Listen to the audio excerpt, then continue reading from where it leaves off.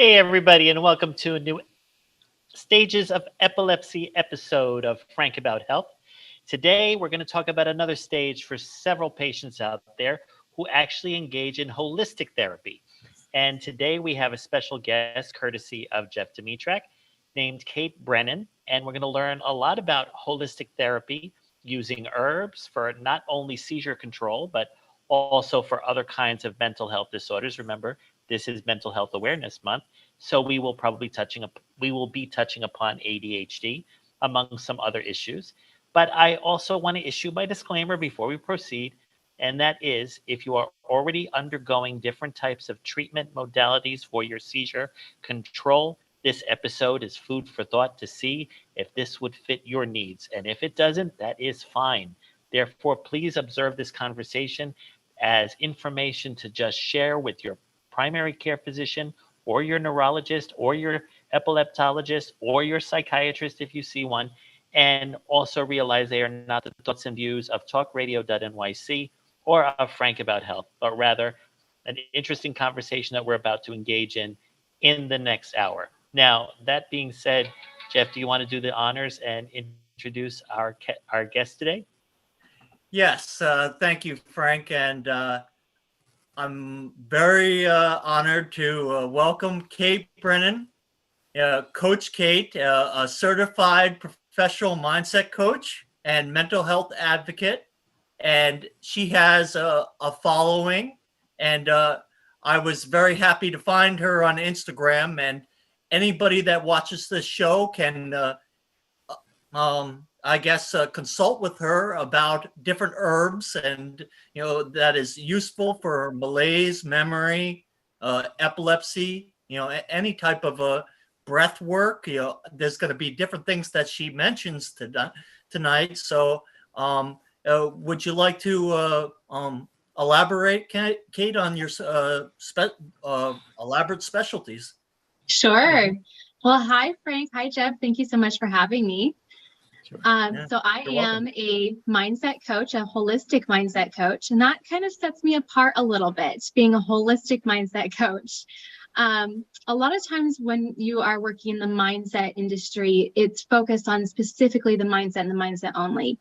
I've branched out and I work with the holistic medicine. I work with traditional naturopathy. I'm a breath worker. I actually created and trademarked my own naturopath and breath work. So it's very interesting. I also, I do a lot. I do sound therapy. So I'm coaching. And I'm looking forward to hearing about that sound therapy too. Yeah. I'm sure it's very interesting. It's so fun. Yeah. Oh, yeah. Go on. I'm sorry to interrupt. No, that's okay. So just coaching, doing naturopathy with it, coincide, the two together, bringing them together rather than having just one out there by itself, rather than just doing mindset work, really working on introducing people to a somatic and a holistic approach to their whole body and their whole healing. Awesome. So when you deal with those patients with that holistic approach, are they also patients that are still taking medication for their seizure control or possibly even having gone through some form of surgical intervention? Yes, often they are. So we have to be very cautious, obviously, and make sure that we're being just very sensitive to their needs and to the medications that they're on, having open dialogue, making sure that we're working with medical professionals and that we have everyone on the same page. Awesome. So tell me, Kate, what got you into this? Are you living with epilepsy, or is it something else in your background that really engaged you in this practice? So I have had seizures, but they were trauma induced. And I really have a heart for trauma informed work. Because of this. And because of this, also, I've had people, coming to me with epilepsy who are very confused as to the relationship between their trauma and their epilepsy. And so just having So did you have psychogenic seizures? I did, yes. And the neurologist was sure that. I mean, sometimes it's a a tricky business, It's figuring very out tricky. which is epileptic and which is non-epileptic seizures. Yes, it is very tricky. And it took a long time to realize that this was trauma induced. And it took a lot of healing to get to a place where I was no longer suffering from these seizures. So I have a soft spot, I guess you could say, for people who are undergoing this life-altering issue.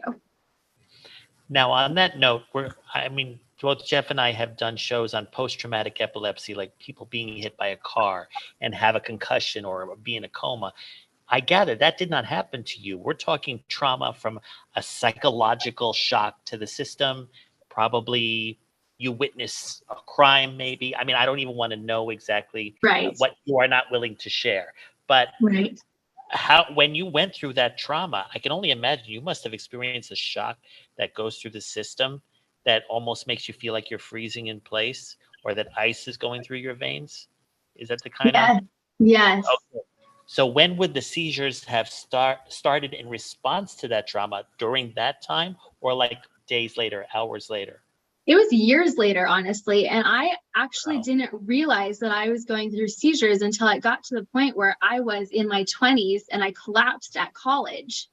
And I had a full-blown seizure in the middle of a soccer class at my college. And I have all my friends and peers standing around me as I'm having a seizure. And I'm wondering what is happening to my body.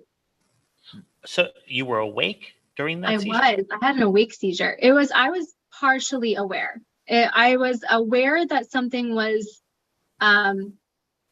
taking place in my body. I could not tell until later what was actually taking place. There was a lot of reports that came to me afterward of like, hey, you were seizing, you were shaking, you were doing, all the normal things. And were you feeling any pain in your limbs or things like that? And was it like you couldn't move your legs or arms? Yes. So it was interesting because I had episodes, we'll call them, leading up to this situation where I would be in bed and I would just start tremors, shaking, really severe, just, couldn't control my body. And they would come and go. And I didn't know what was happening until this happened. And I had an aura, which is basically like you realize that something is coming over your body, right? So I realized something was very wrong. Something was coming over my body. It was kind of like that ice feeling. Somebody was dumping ice down my back and down my spine and into my legs. And I started having pain in my limbs. And I called someone over. I was on the soccer field. And I called someone over. I said, I think you need to grab me. And as soon as they grabbed me, I went down. And that aura, was it more like deja vu, or was it a heavy feeling in your head? Heavy feeling. So, for people that have psychogenic seizures, it maybe that is a sign that it is a psychogenic seizure. That heavy feeling in their head, more to an epileptic seizure, that maybe it's deja vu or jamais vu. Those are the things that epileptic seizures maybe come with an aura. Yes, right. Yeah. So what was the point at which you realized you needed to be evaluated to see what type of epilepsy or seizure disorder that this was for you? Was it after having more episodes, or was it immediately thereafter the first time? It was immediate after that episode. We actually called 911. We had ambulances running and trying to pick me up and trying to figure out how to put me on the gurney. And I mean, it was this whole crazy experience that has given me a lot of understanding as to the impact of how shame can sometimes creep in when we're dealing with our health issues, and embarrassment can sometimes creep in when we're dealing with these health issues, because in the moment, even though it's not your fault, you didn't do anything to bring on this episode. There's just this innate embarrassment sometimes when you're in public and you lose control. And we live in a society and the scary part of seizures, people watching you, you know, it's natural to feel a little of embarrassed and shame, and really people with epilepsy, that is very hard to accept. Yes. And we live in this society that really puts control on a pedestal. So to have control ripped from your hands in such a sudden, impactful way, that leaves an undeniable impact on you. And you have to decide how you're going to deal with that. Are you going to, you know, create a mindset where you're going to say, okay, so I lost control, but I have control over how I respond. Right. And now going forward, I'm going to respond in a different manner. I'm going to understand that I don't have control over this, but I control my response. And it's okay. Or am I going to allow shame to take root? And I had to really battle with that. So it sounds like to me that your trauma was double. You had the social stigma that was traumatic into itself, trying to reprogram your way of being in the public eye. Well, you're at your school or with family or friends or whatever, so that you looked not almost perfect, but you definitely looked like, okay, I had a moment, but this is the real me. Yes. And I was going to ask you, Kate, one more thing about your episode. How many, was it severe convulsions? Yes, it was severe. It was, my whole body was completely out of control, severe convulsions. I mean, they put me on bleachers and I was falling off the bleachers. You know, I'm laying down at the time, and I have absolutely no control over my limbs, my body. Nothing is in control, and it was terrifying. Incredible. Now, that being said, though, who was the first medical professional you spoke to? Was it a neurologist or a psychiatrist? So my psychiatrist actually was very helpful in understanding the role of trauma in this huge development. And it took me years to really understand what was happening at that time and what continued to happen thereafter for a series of years. It took a long time for me to really wrap my head around, okay, this is happening. This is trauma. This is real. You know, and that took a long time, and it took a lot of professionals getting involved. Wow. And did you also have anxiety attacks? I did. And we have to understand the role that worry plays in seizures. One of the main emotional responses that triggers seizures is worry and anxiety. So we have to understand that anxiety has a huge impact on seizures and epilepsy itself. So for someone with like myself, who I was dealing with trauma, and thus there was a lot of anxiety and worry, unfortunately, I was creating a situation where I didn't mean to, where I didn't know that I was creating a situation, but because of my worry, I was more predisposed to the situation happening. Yeah, well, I call it. We're about to take our first break. Oh, okay. Sorry, we're about to take our first break, but now that you've said that very eloquently, we're going to go into the next segment, pretty much discussing how you used your experience to now advocate for others with your platform, which we want to learn more about when we get back. So, ladies and gentlemen, please stay tuned to this episode of Frank About Health right here on talkradio.nyc and on Twitch, LinkedIn, Facebook, and YouTube. We'll be back in a few. Are you a business owner? Do you want to be a business owner? Do you work with business owners? Hi, I'm Stephen Fry, your small and medium-sized business or SMB guy, and I'm the host of the new show, Always Friday. While I love to have fun on my show, we take those Friday feelings of freedom and clarity to discuss popular topics on the minds of SMBs today. Please join me and my various special guests on Friday at 11 a.m. on talkradio.nyc. Are you a high-achieving, growth-oriented leader? Are you interested in developing your authentic leadership while creating a healthy, inclusive workplace? Hi, I'm Dr. Mara Broncu, host of The Hard Skills on talkradio.nyc at 1 p.m. Eastern on Fridays, where we discuss how leaders develop the hard skills needed to make a greater impact. We interview experts, have live coaching, and tackle these challenges. Listen to The Hard Skills on Fridays at 1 p.m. Eastern on talkradio.nyc. What really drives success in business? Introducing Intangify, the show that explores the intangible assets that create value and growth. I'm Matthew Asbell, your host and an attorney focused on innovation. Join me Fridays at noon Eastern to discover how innovation, culture, and other intangibles shape thriving companies from startups to established businesses. We'll share strategies to unleash your business's true potential. Tune in live on talkradio.nyc, Fridays at noon Eastern, and Intangify your business today. You're listening to Talk Radio NYC. Uplift, educate, empower.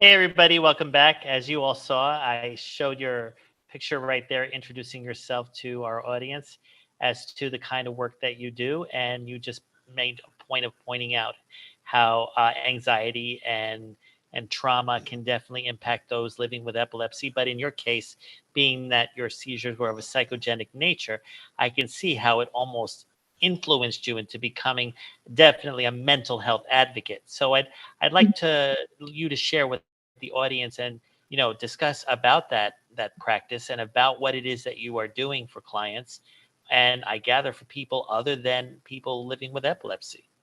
Yes. So I actually consult as well as I coach. So that looks like coaching in the normal sense. That's asking a lot of questions, that's dialogue, but there's a lot of teaching that goes into this about mental health and how the role of mental health actually plays a big role in somebody whose journey is, maybe revolving around trauma. What does mental health look like for them? They need a lot of education. So working with my clients one-on-one and in groups, and just really bringing education as well as on my platforms, social media, just trying to bring an understanding of how important mental health really is for all types of health. Yes. So what in particular? I was just going to say that psychogenic seizures is kind of a work in progress. We've mentioned this before when it comes to the definition. Neurologists are still figuring it out, and a mental health advocate and somebody that has studied many different forms of of therapies like yourself can really help, because neurologists are kind of confused on the issue. Right. Yes. Right. So, from your experience with psychogenic epilepsy, based on what Jeff said, would you say that you've discovered, whether it was in your case or in case of other people, that it was probably not just living a trauma that induced it, but possibly they had another mental health disorder that was yet to be diagnosed and it just converted into seizure activity before the diagnosis? Yes. So I see a lot of connection between anxiety disorders and epilepsy. We've talked about this a little bit, but touching on this even more so, hyperventilation is something that we need to touch on, because it actually leads to abnormal brain activity if you actually spend too long hyperventilating. And people don't realize that when you're in a state of hyperactivity, due to trauma and anxiety, you can actually put yourself at risk if you don't then take your mindset into account. So all of these things have to come together and play a part. Right. Well, neurologists know this. I mean, they induce seizures by having patients hyperventilate. Yes. Unfortunately, they need to induce seizures when they're changing medications. Right. But you make a good point about hyperventilation, and a lot of people, like myself included, have seizures, seizure triggers like heat exhaustion. So when the brain is overactive like that, could have a seizure. Yes. So what about people with PTSD? Do you see patients or clients with PTSD? Absolutely. And I definitely see issues as far as epilepsy goes. I see a lot of issues as far as just a lot of mental issues that come into play that just keep they keep diagnosing one issue after another, and we forget that they're all connected. Correct. Right. So we forget that they're all Hence connected. you We making have it to look at this holistic. Holistic. It has to be holistic. Right. Right. Kate, can you tell us the links that you've seen between ADHD and epilepsy? It's ADHD Awareness Month, and I would like to hear your point of view on that, the links between those two. Yeah, so it's actually estimated that 30 to 40% of children with epilepsy have ADHD. And this probably has something to do, now we're not totally sure, but this probably has something to do with hyperactivity of the brain, right? So this is really important to realize that ADHD may significantly increase the risk of epilepsy and vice versa. We also need to understand that there's a chromosome abnormality found in both.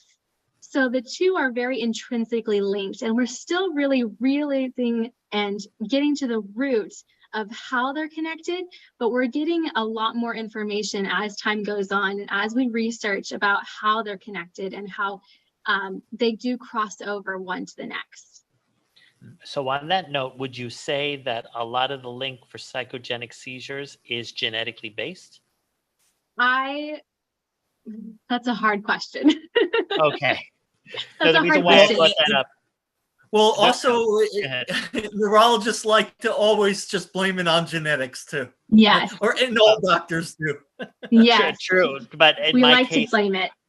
But in my case, I suffer from genetically based epilepsy.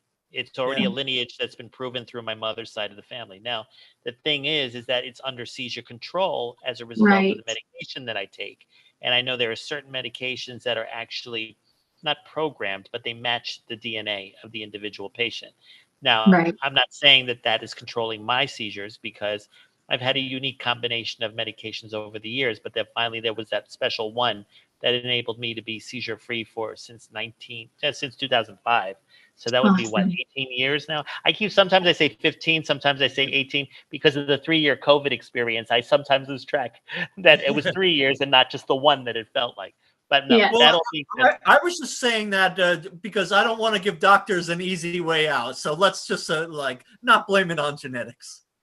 Well, at the same time, though, if you remember the disclaimer, everybody that probably has had conversations with their doctor and actually subscribe to the genetic theory, we're not making any offense. It's all our own interpretation. I mean, I'm not, making any right. No, medical. I'm not a doctor. Right, exactly. But Kate, would it be safe to say that as you've been engaged in your practice and things like that, that you are basically seizure free, that you are not dealing with psychogenic reactions at this point based on your own skill set? And training.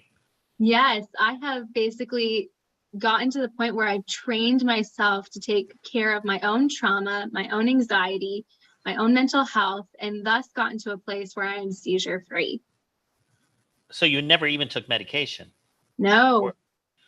Awesome. No, I was lucky. I am not anti-medication, but I have been very lucky that I have been able to steer myself in a direction where I didn't have to go that route.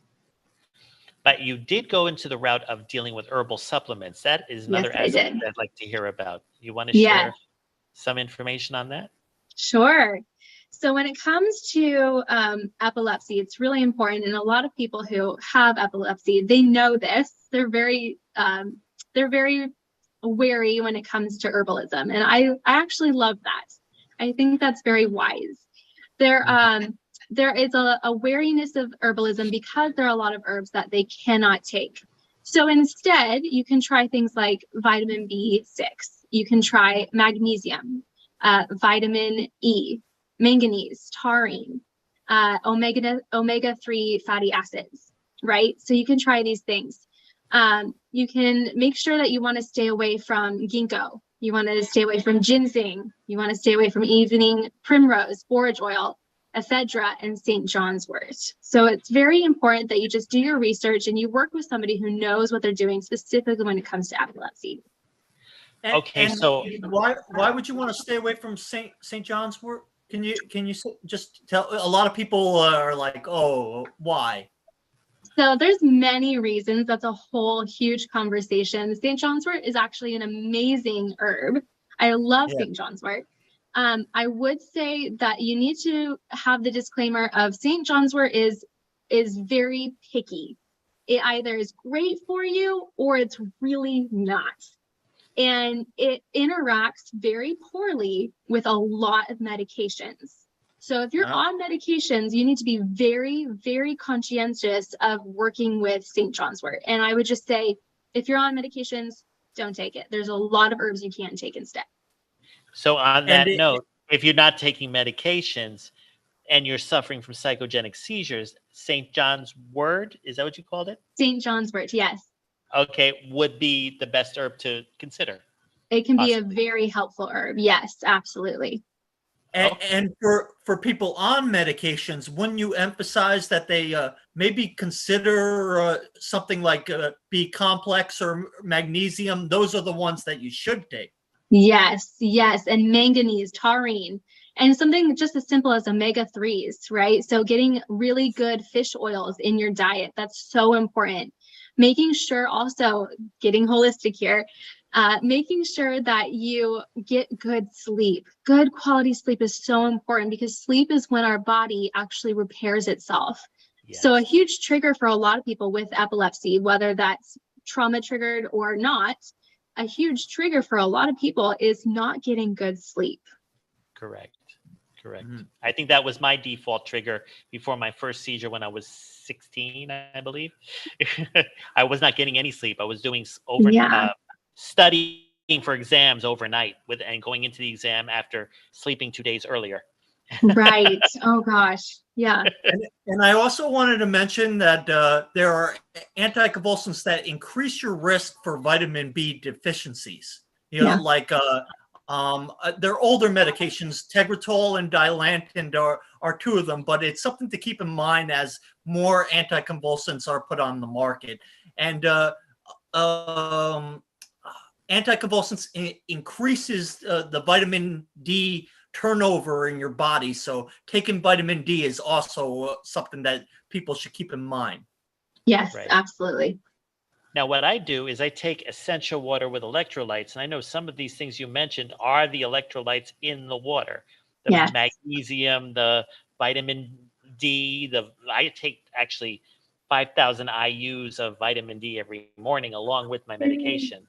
I think it was, believe it or not, COVID that got me addicted to this water because they were saying that the electrolytes also prevent the spread or the transmission of COVID, but it also did a dual purpose, being that I'm living with epilepsy. But how would you then qualify, for example, electrolyte water, or even what everybody's been talking about when it comes to mental health, taking cannabis for medical use? Is that part of what you recommend to some of your clients? So I, in particular, am very cautious when it comes to cannabis. Cannabis can be extremely helpful. However, we're also seeing an epidemic of mental health disorders coming from cannabis. And I will let people do their own studies on that because honestly, I can talk about that for an hour straight and people don't believe me because they have their own opinions. But I would highly suggest that they specifically look at the link between schizophrenia and cannabis, and they really weigh their options as well as if you're going to go that route and use cannabis. Again, it has some great benefits. You are just very, very conscientious of where you're getting your product. Where are you getting your product? How pure is your product? Because a lot of it is not pure these days. We're out for our second break, so we'll be back in a few. Are you passionate about the conversation around racism? Hi, I'm Reverend Dr. TLC, host of the Dismantle Racism Show, which airs every Thursday at 11 a.m. Eastern on talkradio.nyc. Join me and my amazing guests as we discuss ways to uncover, dismantle, and eradicate racism. That's Thursdays at 11 o'clock a.m. on talkradio.nyc. In a post-COVID world, you may have many unanswered questions regarding your health. Are you looking to live a healthier lifestyle? Do you have a desire to learn more about mental health and enhance your quality of life? Or do you just want to participate in self-understanding and awareness? I'm Frank R. Harrison, host of Frank About Health, and each Thursday I will tackle these questions and work to enlighten you. Tune in every Thursday at 5 p.m. on talkradio.nyc, and I will be frank about health to advocate for all of us.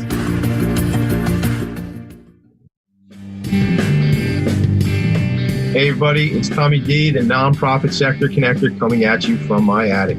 Each week here on talkradio.nyc, I host a program, Philanthropy in Focus. Nonprofits impact us each and every day, and it's my focus to help them amplify their message and tell their story. Listen each week at 10 a.m. Eastern Standard Time until 11 a.m. Eastern Standard Time, right here on talkradio.nyc. You're listening to Talk Radio NYC at www.talkradio.nyc. Now broadcasting 24 hours a day.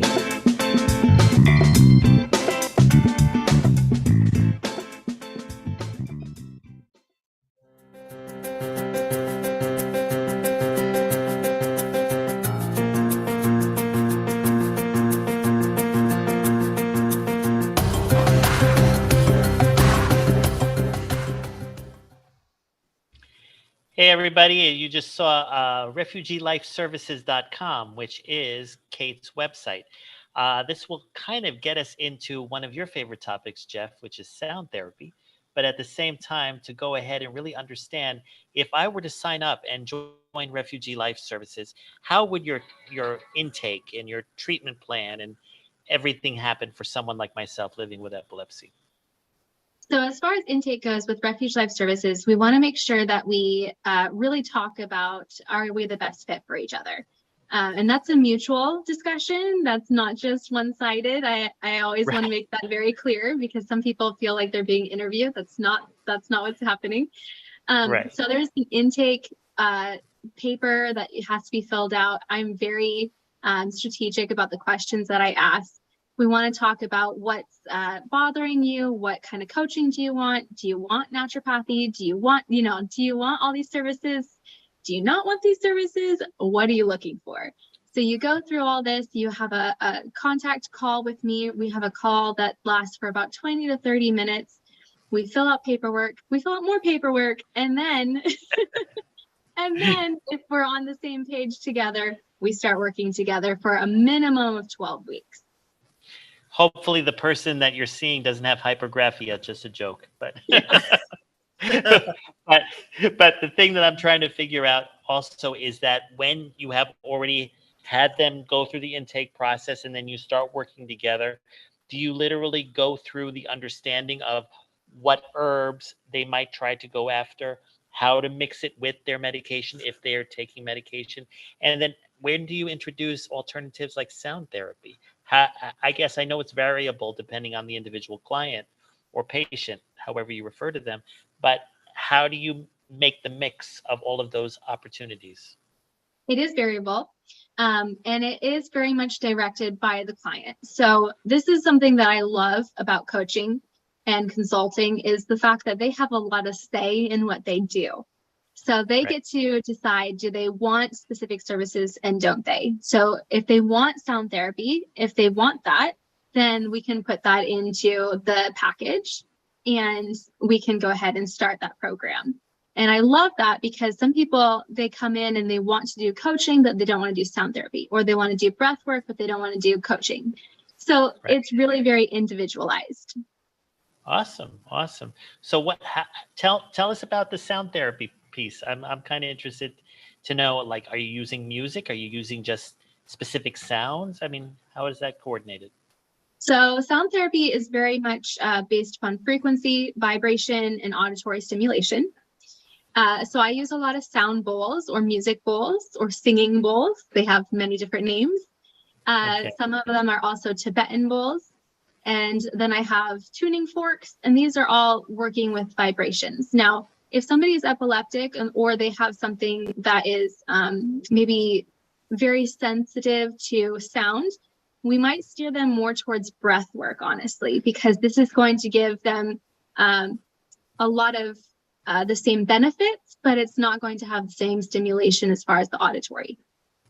Is the breath work like a form of meditation? Very likely trigger the seizure, because only people don't realize that only 3% are caused by flashing lights or photosensitive epilepsy. Most of the time it's triggered by an auditory or tactile or olfactory, another sense. Yes, exactly. But is it also a form of meditation, or is it very... Okay, so I mean, the meditation component is through the breath work. Yes, exactly. So meditating on your breath, giving them something to focus on. One of the things that I see when it comes to meditation practices is they think that they're supposed to just empty their mind. And this is one type of meditation, but we see this more in the Eastern cultures. And this is something that is very, very difficult for us to obtain. If you don't give something for someone to actually focus on within the meditation, so focusing on your breath, counting your breath, focusing on the inhale, focusing on the exhale, that is the meditation. And if you don't give them that, then their mind just wanders and they feel like they're failing. And do you do it in on a 4 count, out on exhale through your mouth on a 4 count, in through your nose, out through your mouth? So that's one type of breath work. That would be boxed breathing, is something that I see a lot and I use to get them started in the beginning. So boxed breath work is something that you literally picture the 4 sides of a box. So you breathe in for 4 seconds, in through your nose, in through 4 seconds, and then you hold for 4 seconds. Okay, so we're going to hold our breath for 4 seconds, hold, and then we're going to breathe out through our mouth for 4 seconds. And then we're going to hold on empty for 4 seconds. And then we're going to repeat. So breathing in for 4 seconds, that's the first side. Holding for 4 seconds, that's the second side. Third side is breathing out for 4 seconds. And then the second hold on empty is our last repetition. And just repeating that and visualizing a box. So that's a great way to get started if you want to learn breath work. And wouldn't that be good for problems with sleeping? Absolutely. I use this a lot with clients who are dealing with sleep issues, and they are through the roof when they come back the next week or two, and they're like, oh my gosh, I slept. Well, here's another question though. You haven't had a case where a person comes in, whether they're doing sound work or breath work, and they actually go into a seizure, have you? I have not with breath work, and I have not with sound therapy because I am so incredibly cautious and I ask a lot of questions. I drive people crazy because I ask a lot of questions on the front side, but I'm like, I want to make sure that we're keeping you safe as you go into these practices. So we start with the very with the sound therapy. Do you also do yoga too, or? So I do have a yoga practice. It's not technically yoga, but it's very similar. It's called Haga, which means to meditate or to ponder. It's actually a Hebrew word. And so we do something that is similar, and it's a recovery system. It's specifically focusing on emotional regulation and trauma regulation. So I do have sessions that are similar to yoga based. I don't mix them with the breath work all the time because I'm trying to teach one at a time, and I'm trying to really focus on getting the tool to a place of complete understanding. So they're really understanding how to utilize breath work or how to utilize Haga. Interesting. So then how is it that you are obtaining your client base? Are you sending your website out through social media? I know this appearance on this episode of Frank About Health will probably enroll some people. How would you recommend people to find you? Through your website or any other channel? Yes, my website is a great way to find me. I do a lot of work with my website because there's so much information on my website. It's a little bit of an overload if you are just looking for a quick blurb, because there's a lot on there. But if you're really looking to try and get to know who I am, what I do, and everything that encompasses what I do in my practice, the website is a great place to start. So look at the website. Do you have the patient's doctors refer them to you, or are you able to work with their doctors while they're in session with you? How is that? I do a lot of work with the doctors through the client. So we kind of make the client the go-to person. That way they have control over their own care. because this is coaching, it's not therapy. So they really have to maintain their own control. And that's something that I said, like, I really love being able to coach and consult because it really puts them in the seat and in the driver's seat. You know, in some ways you're a secret. And how about your opinion on the holistic lifestyle? That's something you emphasize in your practice, isn't it? It is.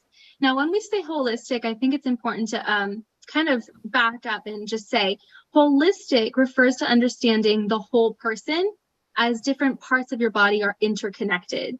So the way that your soul or your mind, your will, and your emotions is connected to your physical body. The way that your emotional body is connected to your physical body. So for example, your gut biome. Your gut biome, if it's out of whack, that's your physical body. But it's going to impact your mental capacity and your mental abilities, because your gut biome is where we make a lot of the good chemicals that our brain needs to focus and to function. Right. Again, if you have emotions that are out of whack, that's going to cause, let's say, anxiety. Then you could start hyperventilating, and then we could get into other health issues that affect the physical body. So holistic refers to the whole body being interconnected. So therefore, you're looking at the individual that is reflecting on physical pain that is also triggered by their mental health issue that they're dealing with. Exactly. What percentage of your clients is epilepsy versus ADHD versus PTSD? Can you give a percentage on each of your type of clients? That would be a little bit hard right now because they're all overlapping. Is it like 50-50 youth and adults, or is it mainly children? Or okay. I would say like 50-50 youth and adults. So I work with all ages, anywhere from 13 and up. I'm a little bit unique in that perspective because I do work with some younger individuals. I work with teenagers when they are willing to work with me. That's kind of a caveat. When they're willing to work with me, I work with teenagers, and that's something that I really pride myself on. I also work with parents. I work with couples. I work with individuals who are adults. So I'm all over the place, and I span a myriad of people. Awesome. And the nerve connections in your stomach, there's so many of them, and it's straight to your brain. It's a quick connection. That's why there's so much of that involved in your work, right? Exactly. The diet and all that involved. Exactly. So really looking at diet, looking at exercise. People forget about how important exercise is, but we really need it in order to regulate things like anxiety. So looking at all these pieces and bringing them into the coaching, that is so strategic and that is so important. Okay, so when we return, we are going to talk more about her practice, some events that Jeff is going to be doing in the future, and the future right here on talkradio.nyc and on our social media. So please stay tuned. What really drives success in business? Introducing Intangify, the show that explores the intangible assets that create value and growth.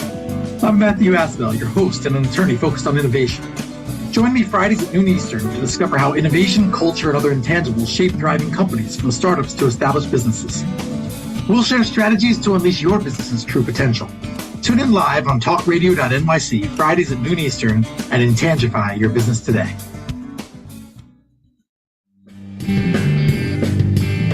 Hey everybody, it's Tommy D, the nonprofit sector connector, coming at you from my attic. Each week here on talkradio.nyc, I host a program, Philanthropy in Focus. Nonprofits impact us each and every day, and it's my focus to help them amplify their message and tell their story.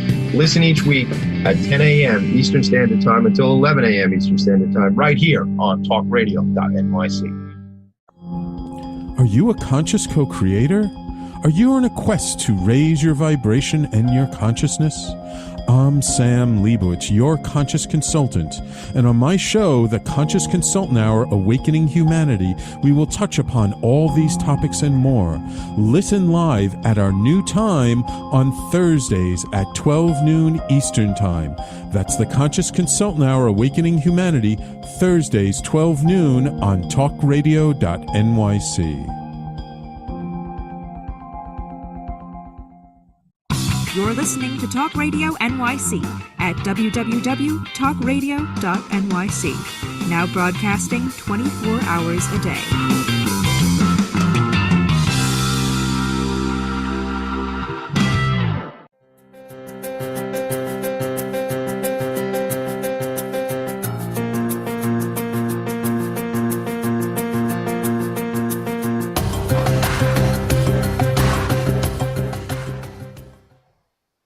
Hey, everybody. During the last break, you saw the poster that I received from Jeff and some of his assistants about an upcoming epilepsy conference, which you've already heard about a few times on our last show, which we covered on the vagus nerve, for example. Do you want to promote it a little bit, Jeff, before we continue on with our conversation? Yeah, so we're hoping that it's going to be an epilepsy information sharing session, and Josie Martinez and Karen Nicole, hopefully she'll be joining us. Her book is more about invisible illness and her journey. So it's hopefully going to be an invisible illness information sharing session. So it's an evolving event. We're going to have a bunch of different people with autism, anxiety, epilepsy. So more and more people are starting to be interested in the event. So we're hoping to have a good time.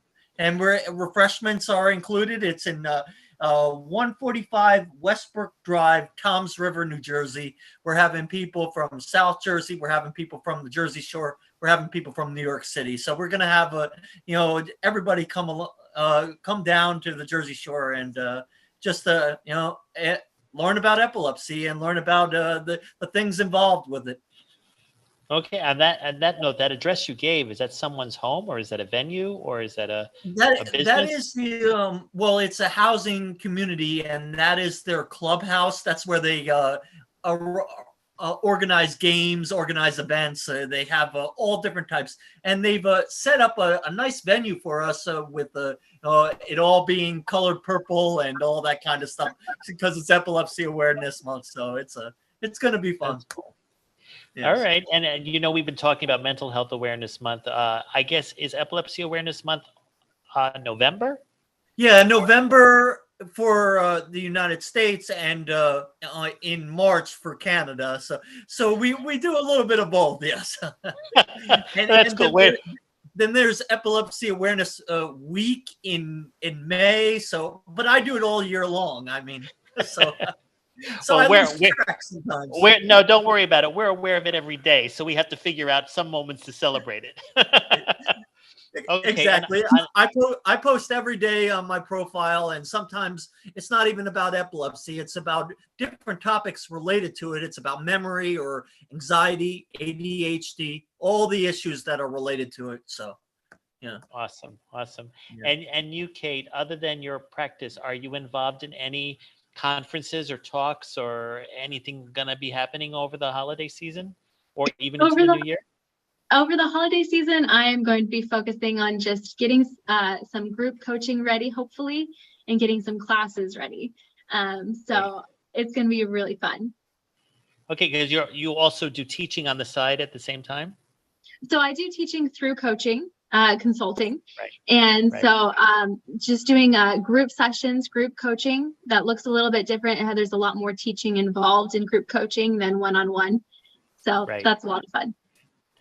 Okay. And the dynamics is very different when it's a group. You have to, how do you organize that? How do you arrange it? That's a great question. We're figuring that out right now. We are kind of networking with people in the community, trying to get word out through the community and people in the community. So there's actually some community involvement that people who are just hoping to host and kind of help host different groups. And so we'll just see. We're going to find out. Awesome. Well, I mean, I guess what I was going to say earlier in the third segment about your practice is that you became a secret, evolved from your own condition. And I guess most patients don't hear about this through their neurologist. I know I've never heard about it till I met you through Jeff. So that being said, what is it that makes an individual person suffering, whether it's PTSD, ADHD, or epilepsy, realize to come to you do they have some pipeline into what you're doing through the community or through their doctor? Or what is most common way that a lot of individuals have realized that they are taking control of their treatment and getting involved in holistic therapy? Yeah, so honestly, the big platform of social media is very helpful in getting involved. I have found it a great way to connect with people, especially when they're unsure about how to go about, what kind of help they need. Do they see a therapist? Do they see a coach? What kind of coach? There's so many coaches out there, and it's blowing up right now in this industry. And it's very difficult to kind of understand what kind of coach is right for you. So I have found it very helpful to get on social media and just talk about, holistic and mindset work and how they intertwine. And people have kind of gone, oh, okay, I think there might be a good fit. So you have an Instagram following as well, like Jeff does? I do. It's small, it's modest, but I do. Awesome. Well, overall, the thing that go ahead. Well, I was gonna, you were gonna mention some examples of the or the somatic connection, teaching the somatic connection. What are those examples? Yes. So somatic work, or dealing with the body and not just the brain, is really important when we're dealing with the whole body and the holistic perspective. So when we're dealing with our health, it's really important to also deal with our emotions, like we've talked about, right? So the connection between anxiety and epilepsy, the connection between ADHD and brain fog. I could go on and on and on. One of the ways that we can help to understand the connection between our emotions and our physical health is by working with somatic work, or learning how our bodies embody our beliefs. Right. So I'm going to walk you through a little way of doing that. So we're going to start with the physical sensations in your body. And you're going to just start with your head and your shoulders, your upper arms, your chest and your heart, your stomach, moving down the body into the upper legs, the hips, and the lower legs and the feet. And you're going to start naming to yourself the sensations that you feel. So for example, I have clients who will often say, my shoulders are really tight. They feel really heavy. Okay, so that's a physical sensation. Then we move into the emotional feelings connected to sensations. So what is the emotional feeling that you would connect to your heavy shoulders? I feel statement. I feel like my shoulders are heavy because I'm carrying the weight of my family's finances. Okay, see how we just went from our physical body to our thinking and our feeling body. Right. And we take it one step further. Now we're going to look at the beliefs connected to the feelings. So I feel like my shoulders are really tight and heavy because I'm carrying the weight of my family's finances, because our financial ruin is all my fault. Self-deprecation. Yes. Bingo. So now we can get to the root of the belief that is impacting our physical health, because our beliefs turn into our physical health. So if we're thinking negative thoughts, they're going to manifest through our tissues, through our organs, through the way that we feel and the way that we think. A lot of people are going to start dealing with malaise, or just a general feeling of unwellness and fatigue. Right. So they're going to start feeling these things. And what we need to do is we need to look at the physical sensation, connect it with the emotion. So I felt my shoulders, they were really heavy. The emotional sensation, or the emotional feelings, I'm carrying the weight of my family's finances. And the belief, okay, I'm carrying them because it's my fault. And then we need to look at, is it really your fault? And that's where a coach is really important. And is this a form of cognitive behavioral therapy? It is, and somatic work. So the two combine. Yes. So when people come to see you, they don't think of you as a therapist first. You're just using the technique of CBT in your coaching work. Correct. So I use a lot of CBT-based therapy, even though I'm not a therapist. I'm not a therapist. And I do work with a lot of CBT-based techniques, because they are so important and they're so helpful. Right. Incredible. I I have a little bit of promotional work to do because we have 2 minutes till the end of the show. But then usually at the end of the show, I call you right away, but you're on the West Coast and I have your email account. So I will be getting back to you in about an hour when I return home. But I want everyone to be aware that this is the 3rd episode of Mental Health Awareness Month. And next week on Frank About Health, we're going to have nutrition for the mind. In other words, it's the way you eat that improves in your mental health. And we just also have to announce tomorrow's latest shows right here on talkradio.nyc, starting at 10 a.m. with Philanthropy in Focus with Tommy D, 11 o'clock Stephen Fry and Always Friday, at 12 o'clock Intangify with Matthew Asbell, closing out with the Hard Skills and Dr. Mira Branco. And then we'll be back again next week. Now, I wanted to get to that right away because the other promotional aspects that involve all three of us, as I already showed Jeff, your upcoming conference that's coming up as promised, I will show that every week. And especially as things develop, you'll give more 2 cents about what's going on or who's been added, so forth and so on. Everyone, I'm here at NYU Langone Health. And this Saturday at Chelsea Piers in New York City is their annual game day event. I know myself and Jose Dennis, who's been here on the show, will be there volunteering to help with people who suffer from epilepsy under the age of 16. They will play all their video and arcade games and skating and volleyball and baseball and whatever is going on. Pizza will be there. I'm going to show as my music goes out the QR code if you want to participate in game day. It's sponsored by NYU Langone Health, and it is by FACES, Finding a Cure for Epilepsy and Seizures. So that was another promotional vehicle. Also, again, aside from that, please, if you are in need of understanding your body and mind relationship, especially if you're suffering from psychogenic seizures or ADHD, or of course, just regular epilepsy, please go on to Kate's website. Again, can you announce it for everybody? Because I know it's a long name. Can you announce it, everybody, so that they can join? Yes, refugelifeservices.com. Okay, and then also be aware of Jeff's Stages of Epilepsy Instagram account. This show will be eventually linked on there when all the files are ready. So again, thank you both, Jeff and Kate, for this show. I know Jeff will be in touch on, about our next scheduled show, whenever that will be. And I just want everybody to be aware that we're going to be signing off, and I think we still have a minute left, where I will be showing that QR code, and then I will call you both after this episode has aired. All right. So take care. All right. All right. Thank you. You're welcome. Bye-bye. Bye-bye.